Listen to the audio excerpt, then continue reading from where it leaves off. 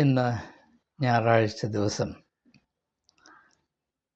ധ്യാനത്തിനായി മത്തായിയുടെ സുവിശേഷം 5-ാം അധ്യായത്തിൻ്റെ 3-ാം വാക്യം നമുക്ക് വളരെ പരിചിതമുള്ളതും വളരെയധികം ആളുകൾക്ക് മനഃപ്പാഠം അറിയാവുന്നതുമായ ഒരു ഭാഗമാണിത്. ഭാഗ്യവചനത്തിൻ്റെ ആദ്യത്തെ ഭാഗം, ആത്മാവിൽ ദരിദ്രരായവർ ഭാഗ്യവാന്മാർ, സ്വർഗരാജ്യം അവർക്കുള്ളത്. Blessed are the poor in spirit, for theirs is the kingdom of God. വളരെ പരിചിതമാണ്. ആത്മാവിൽ ദരിദ്രരായവർ ഭാഗ്യവാന്മാർ. ഇന്നത്തെ ധ്യാനത്തിൽ ഒരേ ഒരു ചോദ്യത്തിന് ഉത്തരം കണ്ടെത്തുക എന്നത് മാത്രമാണ് നമ്മുടെ ലക്ഷ്യം. എത്രയോ ആളുകൾ എന്നോട് ചോദിച്ചിട്ടുണ്ട്, ദാരിദ്ര്യം എന്ത് എന്ന് ഞങ്ങൾക്കറിയാം, പക്ഷേ ആത്മാവിലെ ദാരിദ്ര്യം എന്താണ് എന്ന് ഞങ്ങൾക്ക് മനസ്സിലാകുന്നില്ല. അത് ഒന്ന് വിവക്ഷിക്കാമോ, വിശദീകരിക്കാമോ എന്ന് അനേകം പേർ എന്നോട് ചോദിച്ചിട്ടുണ്ട്. അങ്ങനെയുള്ള ചോദ്യങ്ങൾ എന്നെ എപ്പോഴും നന്നേ സന്തോഷിപ്പിക്കുകയും എനിക്ക് പ്രത്യാശ വർദ്ധിപ്പിക്കുകയും ചെയ്തിട്ടുണ്ട്. കാരണം അങ്ങനെ ചോദിക്കുന്നവർ ആത്മീയമായി ജീവനുള്ളവരും ആത്മീയതയുടെ പ്രത്യേക സ്വഭാവമായ അന്വേഷണ ബുദ്ധിയുള്ളവരുമാണ് എന്നത് തന്നെ. അതുകൊണ്ട് തന്നെ അങ്ങനെയുള്ളവർ എനിക്ക് അവരറിയാതെ തന്നെ വലിയ നന്മകൾ ചെയ്തുകൊണ്ടേയിരുന്നു എന്നതൊരു യാഥാർത്ഥ്യമാണ്. അങ്ങനെയുള്ള ചോദ്യങ്ങൾ അനവധി ലഭിച്ചതുകൊണ്ടാണ് ആജീവനാന്തം ഒരു അന്വേഷകനായി തുടരുവാൻ എനിക്ക് പ്രേരണ ലഭിച്ചത് എന്നീ സമയത്ത് സവിനയം സമ്മതിച്ചു കൊള്ളട്ടെ. ആത്മാവിൽ ദരിദ്രരായവർ ഭാഗ്യവാന്മാർ എന്നാൽ എന്താണ് നാം മനസ്സിലാക്കേണ്ടത്? അത് എത്രയോ പ്രാധാന്യമർഹിക്കുന്ന, എത്രയോ അഭിലഷണീയമായി നാം കരുതേണ്ട ഒരവസ്ഥയാണ്. കാരണം സ്വർഗരാജ്യം അങ്ങനെയുള്ളവർക്കാണ്. അതിൻ്റെ അർത്ഥം ആത്മാവിൽ ദാരിദ്ര്യം അനുഭവിക്കാത്ത ആരും സ്വർഗരാജ്യമുണ്ട് എന്ന് വിശ്വസിക്കുകയോ അതുകൊണ്ട് അതിൽ പ്രവേശിക്കുകയോ ചെയ്യുകയില്ല എന്നതാണ്. അത്രമാത്രം ശ്രദ്ധേയമായ സാധ്യതകൾ അല്ലെങ്കിൽ നാം ഭയപ്പെടേണ്ട പരിണിത ഫലങ്ങൾ ഉൾക്കൊള്ളുന്ന ഒരാശയമാണ് ഇവിടെ സൂചിപ്പിച്ചിരിക്കുന്നത്. അതുകൊണ്ട് തന്നെ അതിൻ്റെ അർത്ഥം എന്ത് എന്നറിയുവാനുള്ള വാഞ്ച എന്തുകൊണ്ടും അഭികാമ്യമാണ്, ആരോഗ്യപരമാണ്. അത് ഒരു പരിധി വരെയെങ്കിലും ഈ ഒരു അന്വേഷണം അന്വർത്ഥമാക്കി തീർക്കുവാൻ നമ്മുടെ ഈ ഒരുമിച്ചുള്ള ധ്യാനം ഇടയാകട്ടെ എന്ന് ആത്മാർത്ഥമായി പ്രാർത്ഥിക്കുന്നു. ഇവിടെ വളരെ ആദ്യമേ തന്നെ എനിക്ക് സൂചിപ്പിക്കാനുള്ളത്, ആത്മാവിൽ ദാരിദ്ര്യം അനുഭവിക്കണമെങ്കിൽ ആദ്യമായി ആത്മാവ് ഉണ്ടാകണം. അപ്പോൾ മനുഷ്യൻ ആത്മാവുണ്ടോ ഇല്ലയോ, ആ ഒരു ചോദ്യം പോലും ഈ കാലത്ത് അപകടത്തിലാണ്. മനുഷ്യന് ആത്മാവില്ല, മനുഷ്യൻ്റെ ശരീരമാണ്, പിന്നെ മനസ്സുമുണ്ട്. അതിനപ്പുറത്ത് കിടന്ന മനുഷ്യൻ സ്ത്രീയോ പുരുഷനോ ഒരു ആത്മാവ് കൂടെയാണ് എന്ന് സമ്മതിക്കുവാൻ വളരെയധികം മടിയുള്ള ഒരു കാലഘട്ടത്തിലാണ് നാം ജീവിക്കുന്നത്. കാരണം അങ്ങനെ ആത്മാവുണ്ട് എന്നതിന് പ്രത്യേകമായ വിശ്വസനീയമായ തെളിവൊന്നുമില്ലല്ലോ എന്നാണ് ഒഴികഴിവായി പറയുന്നത്. ഞാനോ നിങ്ങളോട് പറയുന്നത് ആത്മാവുണ്ട് എന്നതിന് തെളിവുണ്ട്. എന്താണ് തെളിവ്? ദാഹിക്കുന്നു, ദാഹം അനുഭവിക്കുന്നു, അതാണ് തെളിവ്. ആത്മാവിൻ്റെ ദാഹം അനുഭവത്തിൽ കൂടെ തിരിച്ചറിഞ്ഞവർക്ക് മാത്രമേ ആത്മാവുണ്ട് എന്ന് പോലും വിശ്വസിക്കാൻ സാധ്യമാകുകയുള്ളൂ. മാത്രവുമല്ല, അങ്ങനെ ആത്മാവിൻ്റെ ദാരിദ്ര്യം അനുഭവിച്ചവർക്ക് മാത്രമേ യഥാർത്ഥത്തിൽ സത്യസന്ധമായി മരണാനന്തര ജീവിതമുണ്ട് എന്ന് വിശ്വസിക്കുവാനും സാധ്യമാകുകയുള്ളൂ. അതിന് യാതൊരു സംശയവുമില്ല. പല ആളുകളും മരണാനന്തര ജീവിതത്തിൽ എനിക്ക് വിശ്വാസമുണ്ട്, പുനരുത്ഥാനത്തിൽ വിശ്വാസമുണ്ട്, ക്രിസ്തുവിനോടുകൂടെ ദീർഘനാൾ വാഴുമെന്നൊക്കെ പറയുന്നത് അവർ വിശ്വസിച്ചുകൊണ്ടല്ല. സത്യമായി പറഞ്ഞാൽ അവർ വിശ്വസിച്ചത് കൊണ്ടാണ്. അങ്ങനെ പറയുന്നത് ഒരു ക്രിസ്ത്യാനിയുടെ കടമയാണ്, അതൊരു ക്രിസ്ത്യൻ ഫാഷനാണ്.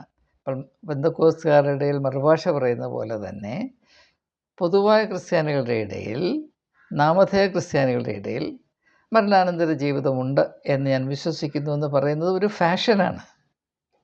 അത് പറഞ്ഞില്ലെങ്കിൽ അവന് ഏതാണ്ട് കാര്യമായ കുഴപ്പമുണ്ട് എന്ന് പലരും വിചാരിക്കും എന്നതുകൊണ്ട് മാത്രം നമ്മൾ പറയുന്നതാണ്.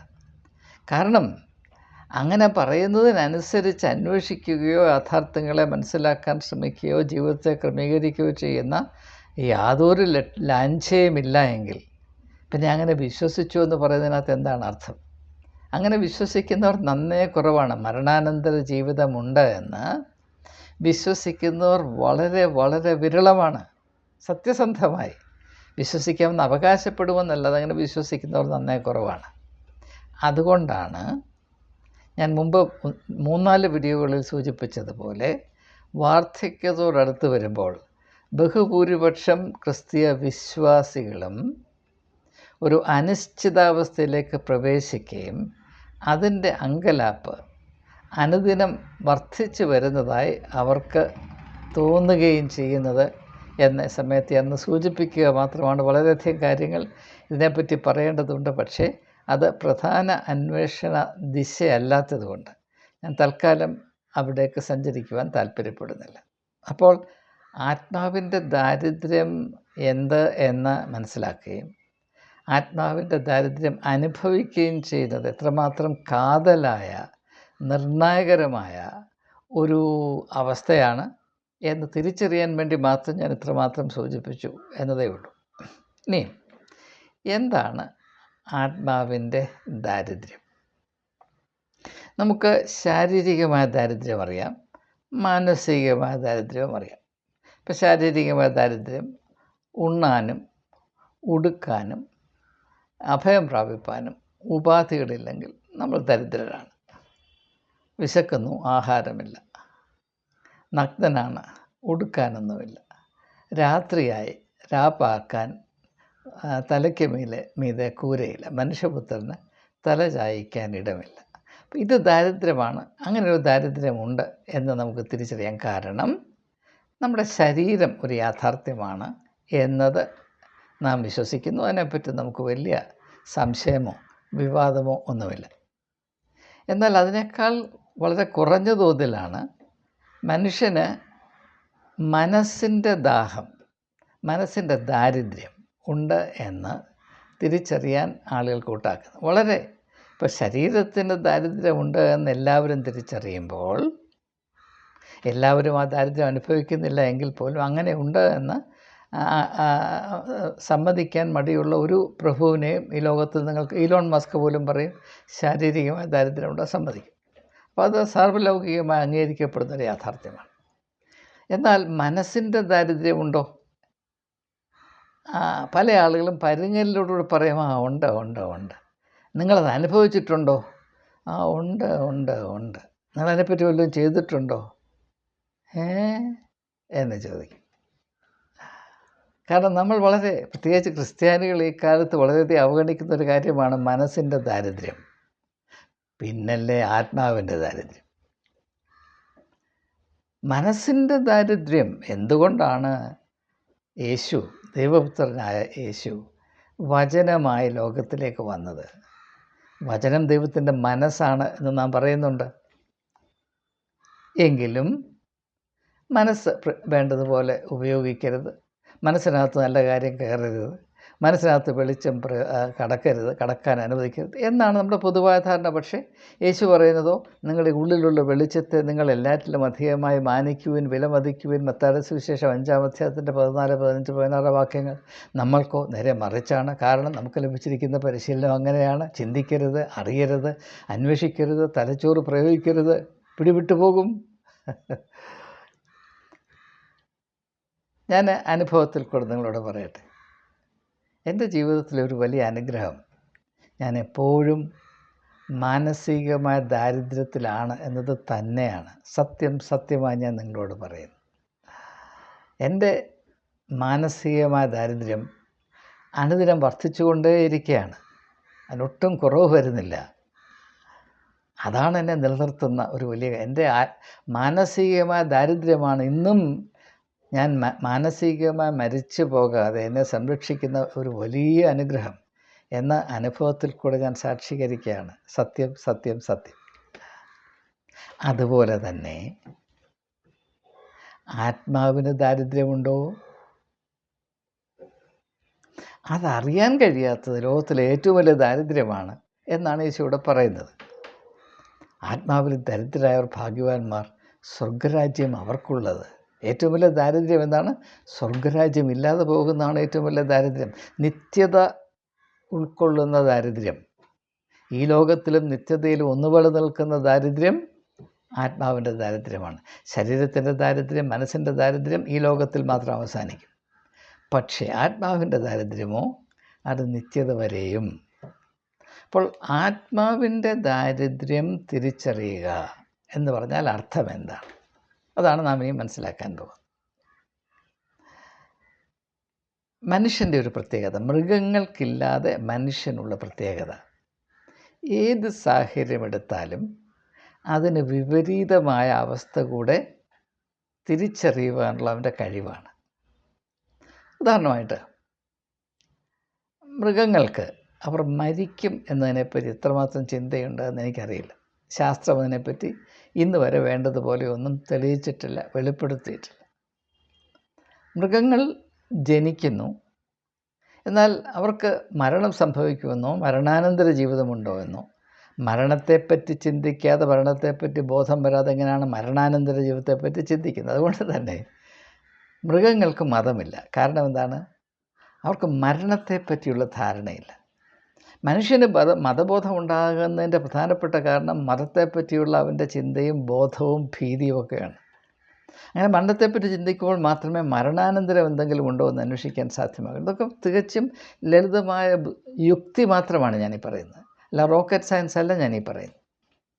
അപ്പോൾ അതുകൊണ്ട് നാം ജീവിച്ചിരിക്കുമ്പോൾ തന്നെ അതിൽ നിന്ന് ഘടകവിരുദ്ധമെന്ന് തോന്നാവുന്ന മരണത്തെപ്പറ്റി കൂടെ ചിന്തിക്കുവാൻ നമുക്ക് സാധിക്കുന്നത് എന്തുകൊണ്ടാണ്? ആ ശരീരമുള്ളത് കൊണ്ട് മാത്രമല്ല, മനസ്സുള്ളത് കൊണ്ട് മാത്രമല്ല, ആത്മാവും കൂടെ ഉള്ളത് കൊണ്ടാണ്. കാരണം ശരീരത്തിനും മനസ്സിനും മരണത്തിന് മുമ്പ് വരെയുള്ള കാര്യങ്ങൾ മാത്രമേ ചിന്തിക്കുവാനും അന്വേഷിപ്പാനും അറിയുവാനും സാധ്യമാകുകയുള്ളൂ. മരണാനന്തര കാര്യങ്ങൾ അറിയണമെങ്കിൽ ശരീരത്തിനും മനസ്സിനും സാധ്യമല്ല. അത് ആത്മാവിൽ കൂടെ മാത്രമേ അറിയുവാൻ സാധ്യമാകുകയുള്ളൂ, ഉണ്ടെന്നോ ഇല്ലെന്നോ. അപ്പം അതുകൊണ്ട് തന്നെ ആത്മാവിൻ്റെ പ്രത്യേകത എന്താണെന്ന് ചോദിച്ചാൽ, മനസ്സുകൊണ്ടും ശരീരം കൊണ്ടും അല്ല, കൂടുതൽ കൃത്യമായി പറഞ്ഞാൽ ശരീരം കൊണ്ടും മനസ്സുകൊണ്ടും നാം അറിയുന്ന അവസ്ഥകളിൽ നിന്ന് തുലവും വ്യത്യസ്തമായ അവസ്ഥ കൂടെ നമുക്ക് ബോധ്യപ്പെടുവാൻ സഹായിക്കുന്ന, മനുഷ്യ വ്യക്തിത്വത്തെ പൂർത്തീകരിക്കുന്ന മർമ്മമാണ് ആത്മാവ്. ആത്മാവിനെപ്പറ്റി ഇതിനേക്കാൾ ലളിതമായൊരു വിവക്ഷ എനിക്ക് ആർക്കും ഒരു കാലത്തും നൽകുവാൻ സാധ്യമല്ല. നിങ്ങൾ ദയവായി ഇത് ശ്രദ്ധിച്ച് മനസ്സിലാക്കുമെന്ന് ഞാൻ പ്രതീക്ഷിക്കുകയാണ്. അതിനുവേണ്ടി ഞാൻ നിങ്ങൾക്ക് എൻ്റെ നന്ദി അറിയിക്കുന്നു. ശരീരം കൊണ്ടും മനസ്സുകൊണ്ടും അനുഭവിച്ചോ അന്വേഷിച്ചോ അറിയുവാൻ കഴിയാത്ത കാര്യങ്ങൾ അറിയുവാൻ നമ്മെ പ്രേരിപ്പിക്കുന്ന ഘടകമാണ് ആത്മാവ്. ആത്മാവുണ്ട് എന്നതിന് തെളിവതാണ്. അപ്പോൾ ഇത് കുറച്ചുകൂടെ വ്യക്തമായി മനസ്സിലാക്കേണ്ട ആവശ്യമുള്ളതുകൊണ്ട് ഞാൻ ചില ഉദാഹരണങ്ങൾ, ചില അനുഭവത്തിൻ്റെ വശങ്ങൾ വേദപുസ്തകത്തിൽ പ്രതിപാദിക്കപ്പെട്ട് നമ്മുടെ സാധാരണ ജീവിതത്തിൻ്റെ വിവിധ ഘടകങ്ങൾ അടങ്ങിയിരിക്കുന്നതുമായ കാര്യങ്ങൾ നിങ്ങളുടെ ശ്രദ്ധയിൽപ്പെടുത്തട്ടെ. ലൂക്കോസിൻ്റെ സുവിശേഷം 10-ാം അധ്യായത്തിൻ്റെ 27-ാം വാക്യം നമുക്കറിയാം. യേശു പറയുന്നു, നിന്നെപ്പോലെ തന്നെ നിൻ്റെ അയൽക്കാരനെയും സ്നേഹിക്കണം. അപ്പോൾ അവിടെ ലോകത്തിലെല്ലാവരും അവരെ തന്നെ സ്നേഹിക്കുന്നവരാണ്. സ്വയം വെറുക്കുന്നവരുണ്ട്. അവർ ജീവിതം അപ്രകാരം തുലച്ചിട്ടാണ്, അങ്ങനെ ജീവിതം കൈകാര്യം ചെയ്തതിൻ്റെ പരിണത ഫലമായി സ്വയം വെറുക്കുന്നവരുണ്ട്. ജീവിതം വഹിക്കാൻ വയ്യ എന്ന അവസ്ഥയിൽ ആത്മഹത്യ ചെയ്യുന്നവരുണ്ട്. അവരുടെ തലതൊട്ടപ്പനായിട്ട് ഇസ്കരിയോത്ത യൂദാവ് നമ്മുടെ മുമ്പ് നിൽപ്പുണ്ട്. അങ്ങനെയുള്ളവരെ പറ്റിയല്ല ഞാനീ പറയാം, സാധാരണ ആളുകളെ പറ്റി. എല്ലാവരും അവരെ സ്നേഹിക്കുന്നു, അവരുടെ ജീവിതത്തെ, അവരുടെ ജീവനെ സ്നേഹിക്കുന്നു. സെൽഫ് ലവ്, സ്വയസ്നേഹം ഉണ്ട്. അതാരെയും പഠിപ്പിക്കേണ്ട, അതൊരു സ്കൂളിലും യൂണിവേഴ്സിറ്റിയിലും പോയി പഠിക്കേണ്ട, അത് സ്വയസിദ്ധമാണ്. എന്നാൽ അതിൽ നിന്ന് വ്യത്യസ്തമായ അന്യരെ സ്നേഹിക്കണം, അയൽക്കാരനെ സ്നേഹിക്കണം, അതിൻ്റെ ഏറ്റവും ഉദാത്തമായി പറഞ്ഞാൽ ശത്രുവിനെയും സ്നേഹിക്കണം എന്നുള്ള അറിവ് ആത്മാവിൻ്റെ അറിവാണ്. ആ ഒരു തലത്തിലേക്ക് പോകാൻ എനിക്ക് കഴിയുന്നില്ലല്ലോ എന്നതാണ് ആത്മാവിൻ്റെ ദാരിദ്ര്യം. അല്ലെങ്കിൽ ആ ഒരു തലത്തിലേക്ക് വളരുവാൻ എനിക്ക് ആവശ്യമുണ്ട്, അങ്ങനെ വളരുന്നില്ല എങ്കിൽ എൻ്റെ അവസ്ഥ പരിതാപകരമാണ്, എൻ്റെ വ്യക്തിത്വം അപൂർണമാണ്, അത് എന്നെ നന്നേ അലട്ടുന്നുണ്ട്. അതാണ് ആത്മാവിൻ്റെ ദാരിദ്ര്യം. ഈ മറ്റു ഉദാഹരണത്തിൽ കൂടെ നോക്കുമ്പോൾ കുറച്ചുകൂടി വ്യക്തമാകുമെന്നാണ് തോന്നുന്നത്. മത്തായിയുടെ സുവിശേഷം 8-ാം അധ്യായത്തിൽ യേശു തൻ്റെ ശിഷ്യന്മാരോട് പറയും, നമുക്ക് ഗലീല കടലിൻ്റെ തീരത്ത് നിന്നുണ്ട് നമുക്ക് അക്കരയ്ക്ക് പോകാം. എല്ലാവരും അക്കരയ്ക്ക് പോകാനായിട്ട് കാത്തിരിക്കുന്നവരാണ്. അക്കരയ്ക്ക് യാത്ര ചെയ്യും സിയോൻ സഞ്ചാരി, ഓളങ്ങൾ കണ്ടു നീ ഭയപ്പെടേണ്ട, രാവിനെയും കടലിനെയും ശമിപ്പിപ്പാൻ കഴിവുള്ളോൻ കൂടെയുണ്ടാവല്ല, കാറ്റിനെയും കടലിനെയും ശമിപ്പിപ്പാൻ കഴിവുള്ളോൻ കൂടെയുണ്ട്. ഞാൻ പാട്ട് പാടണമെന്ന് ഉദ്ദേശിച്ച് അതൊന്നും കരുതി ചെയ്യുന്നതല്ല, അതുകൊണ്ട് എനിക്ക് തെറ്റ് നിങ്ങൾ ദയവായിട്ട് ക്ഷമിക്കണം. അപ്പോൾ എല്ലാവരും അക്കരയ്ക്ക് യാത്ര ചെയ്യാനായിട്ട് താല്പര്യപ്പെട്ടിരിക്കുകയാണ്. അപ്പോൾ എങ്ങനെയെങ്കിലും യോർദാൻ അക്കരെ കടക്കണം എന്നൊക്കെ ഇങ്ങനെ താല്പര്യപ്പെട്ടിരിക്കുന്നവരാണല്ലോ. അപ്പോൾ അതിൻ്റെ അർത്ഥം എന്താണെന്ന് നമുക്കറിയാം. എന്തുകൊണ്ടാണ് അക്കരെ കടക്കണമെന്ന് നമുക്ക് തോന്നുന്ന കാര്യം എന്താണ്? മനുഷ്യൻ്റെ ശരീരം കൊണ്ടും മനസ്സുകൊണ്ടും ഇക്കരെ മാത്രം മതി, അക്കരെ പോകുന്നത് മണ്ടത്തരമാണെന്നേ ശരീരവും മനസ്സും നമ്മോട് പറയുകയുള്ളൂ. അതാണ് എൻ്റെ സത്യം. എന്നാൽ ഭൂമിശാസ്ത്രപരമായിട്ട് പറയുമ്പോൾ അക്കരെ പോകണമെന്ന് മനസ്സ് പറയാം. അപ്പോൾ നമുക്കറിയാം, അങ്ങനെയാണ് പല ഭൂഖണ്ഡങ്ങളും കണ്ടുപിടിച്ചത്. ഫെർഡിനൻഡ് മജലിനെ പോലെയുള്ള വലിയ സാഹസിക സഞ്ചാരികൾ അവർ ചിന്തിച്ചിട്ടാണ്. മജലിൻ്റെ കാലം വരെ ഭൂമി പരന്നതാണെന്നും ഒരു ഭൂഖണ്ഡം മറ്റൊരു ഭൂഖണ്ഡത്തെ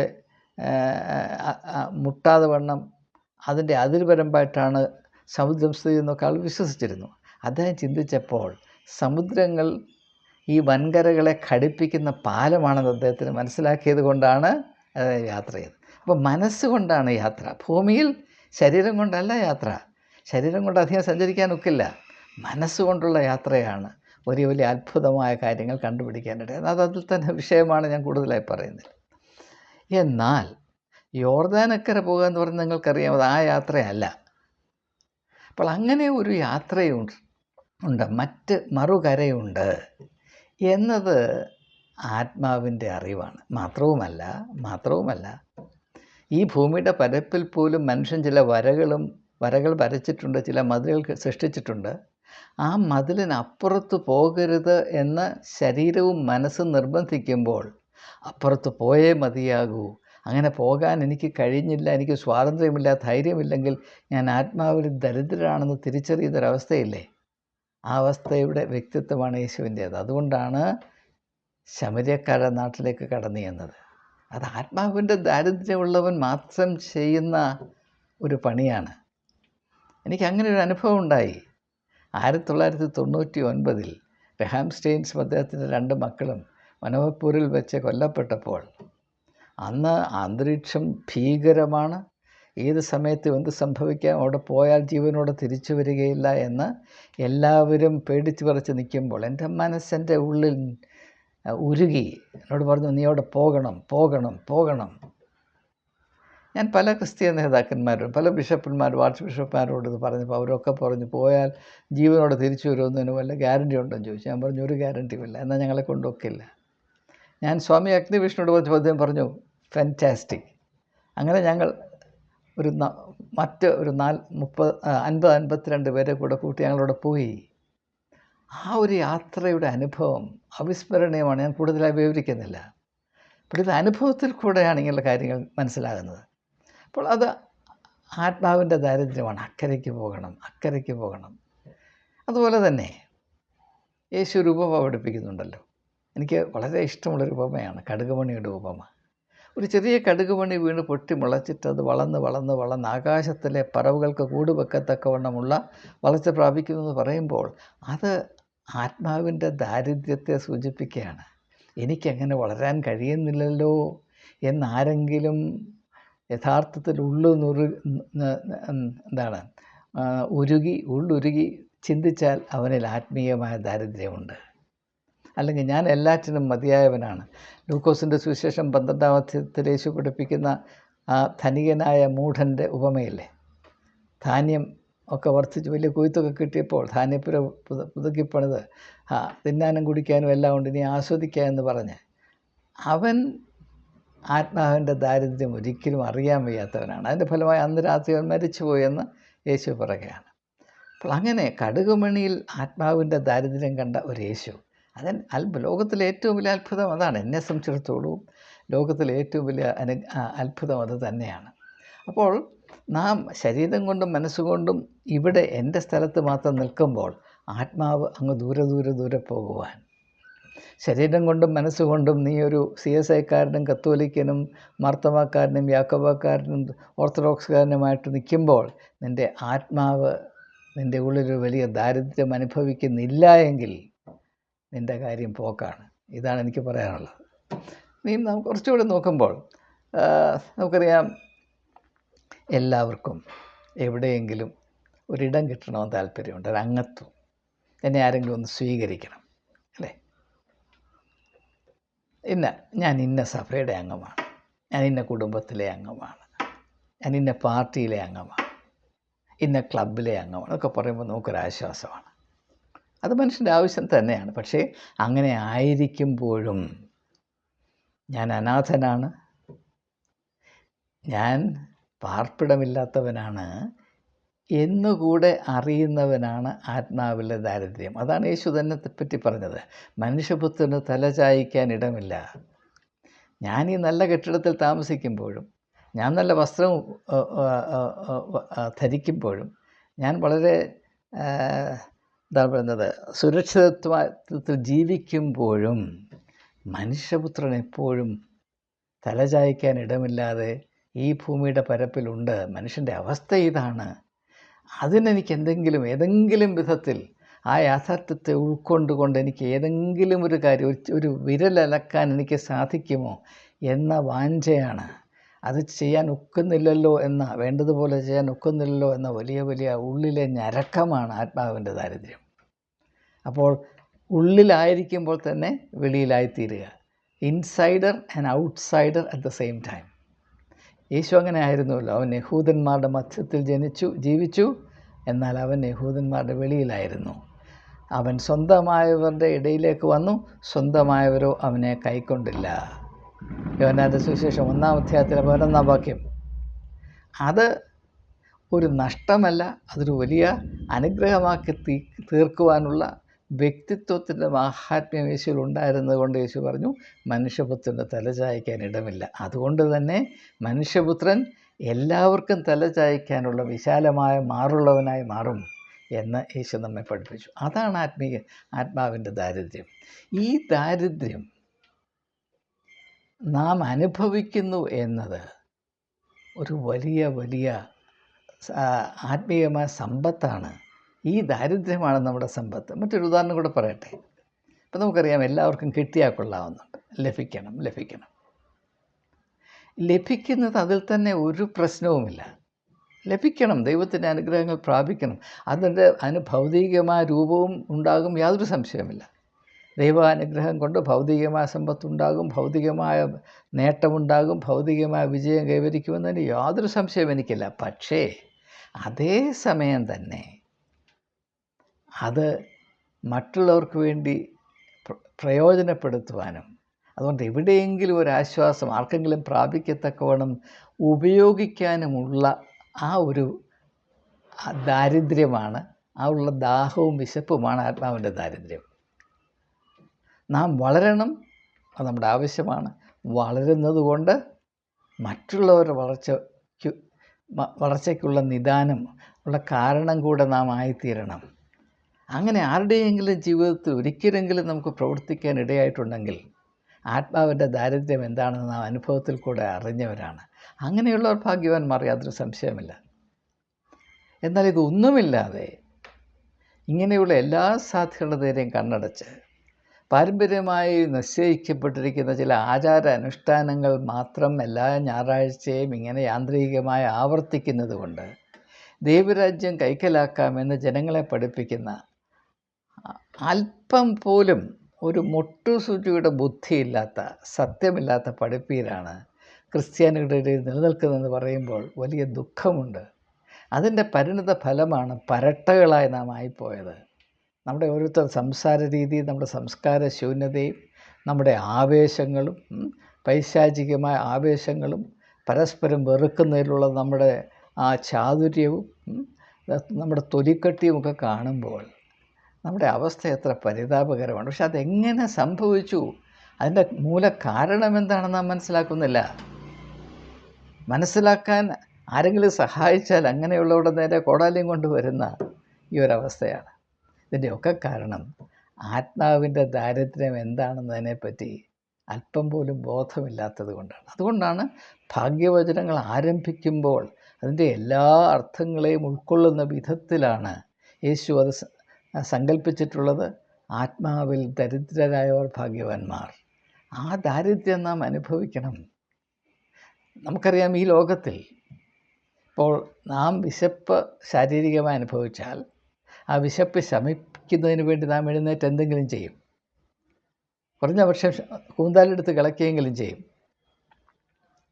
അല്ലെങ്കിൽ കുട്ടികളാണെങ്കിൽ എൻ്റെ അപ്പനും അമ്മയും ഇങ്ങനെ പട്ടിണി വളർന്നു, എൻ്റെ കാലത്തെങ്കിലും അവർ സമാധാനവും സന്തോഷവും അനുഭവിക്കട്ടെ, ഞാൻ അതുകൊണ്ട് കാര്യക്ഷമമായി അധ്വാനിക്കും, ഞാൻ പഠിക്കും, ഞാൻ എവിടെയെങ്കിലും എത്തും, ഈ അവസ്ഥയ്ക്ക് ഞാൻ മാറ്റം വരുത്തും എന്ന ഒരു ബോധമുണ്ടെങ്കിൽ അവർ പഠിക്കും. അപ്പോൾ നമ്മുടെ ദാരിദ്ര്യം എന്താണെന്ന് നമുക്ക് ബോധ്യം വന്നാൽ ഏത് അംശത്തെ പറ്റിയാണ് നാം ദാരിദ്ര്യം അനുഭവിക്കുന്നത്, ഏത് അവസ്ഥയോടുള്ള ബന്ധത്തിലാണ് നാം ദാരിദ്ര്യം അനുഭവിക്കുന്നത്, ആ അവസ്ഥയ്ക്ക് കാര്യമായ ഗണ്യമായ മാറ്റം വരുവാൻ എന്തു ചെയ്യണമെന്ന് ചിന്തിക്കുകയും അങ്ങനെ ചിന്തിക്കുമ്പോൾ മനസ്സിലാകുന്ന കാര്യമനുസരിച്ച് ആവേശത്തോടെ നിശ്ചയദാർഢ്യത്തോടെ അനവരതം അധ്വാനിക്കുകയും ചെയ്യും. അതുതന്നെ ആത്മീയമായ ദാരിദ്ര്യത്തിനും അന്വർത്ഥമാണ്. എന്തുകൊണ്ടാണ് നമ്മുടെ ഇടയിൽ ആത്മീയമായ അന്വേഷണമില്ലാത്തത്? നമുക്ക് ആത്മീയ ദാരിദ്ര്യം എന്താണെന്ന് പോലും അറിയാം. ആത്മീയമായ നാം മൃതപ്രായരാണ്. സർദീസിലെ സഭയ്ക്ക് അതാണല്ലോ പറയുന്നത്. നിനക്ക് ജീവനുണ്ട് എന്ന് പേരുണ്ട് എങ്കിലും നീ വാസ്തവത്തിൽ മരിച്ചവനാണ്, നീ ഒരു ക്രിസ്ത്യൻ ശവമാണ് എന്നാണ് പറയുന്നത്. മറ്റൊരു അർത്ഥം അവിടെയില്ല. നീ വെറും ഒരു ക്രിസ്ത്യൻ ശവമാണ്. കാരണം ഇങ്ങനെയുള്ള യാതൊരു വികാരങ്ങളും യാതൊരു അനുഭവങ്ങളും നിൻ്റെ ജീവിതത്തിൽ ഇന്ന് വരെ ഉണ്ടായിട്ടില്ല. നീ ജീവിക്കുകയാണോ നീ മരിച്ചോ നിനക്കും അറിഞ്ഞുകൂടാ, നിന്നെ ചുമന്നുകൊണ്ട് നടക്കുന്ന പള്ളിക്കാർക്കും അറിഞ്ഞുകൂടാ, ആർക്കും അറിയുകയും വേണ്ട. ഇങ്ങനൊരവസ്ഥയിലാണ് ഇത് നമുക്ക് സംഭവിച്ചിരിക്കുന്ന വലിയ വലിയ അപകടമാണ്. ഏറ്റവും വലിയ ദാരിദ്ര്യമാണ്, പട്ടിണിയാണ്, അപമാനമാണ്, അവശതയാണ്. നാം എല്ലാവരും അവശ ക്രിസ്ത്യാനികളാണ്. നാം ആത്മാവിൻ്റെ ദാരിദ്ര്യം അനുഭവിക്കാത്ത എല്ലാ വ്യക്തികളും അവശ ക്രിസ്ത്യാനികളാണ്. അല്ലാതെ അവശ ക്രിസ്ത്യാനി എന്ന പദം കൊണ്ട് നാം നാളിതുവരെ വർഗീയമായിട്ടല്ല അതിനെ മനസ്സിലാക്കേണ്ടത്. അവശ ക്രിസ്ത്യാനി എന്നൊരാശയമുണ്ട്, അതിങ്ങനെയാണ് മനസ്സിലാക്കേണ്ടത്. അതിൻ്റെ തൊലിയുടെ നിറം കൊണ്ടോ നിൻ്റെ അപ്പൻ എവിടെയായിരുന്നു എന്നതുകൊണ്ടോ അല്ല. നിൻ്റെ ഉള്ളിൽ ആത്മാവിൻ്റെ ദാരിദ്ര്യമുണ്ടോ ഇല്ലയോ എന്ന ആ ചോദ്യത്തിന് ഉത്തരം കണ്ടിട്ട് വേണം നീ അവശ ക്രിസ്ത്യാനിയാണോ അല്ലെ മതിലെ കളിച്ച ക്രിസ്ത്യാനിയാണോ എന്ന് തീരുമാനിക്കാൻ. യേശുവിൻ്റെ വാക്കുകൾ ശ്രദ്ധിപ്പീൻ. ആത്മാവിൽ ദരിദ്രരായവർ ഭാഗ്യവാന്മാർ, സ്വർഗരാജ്യം അവർക്കുള്ളത്. ഏവർക്കും നമസ്കാരം.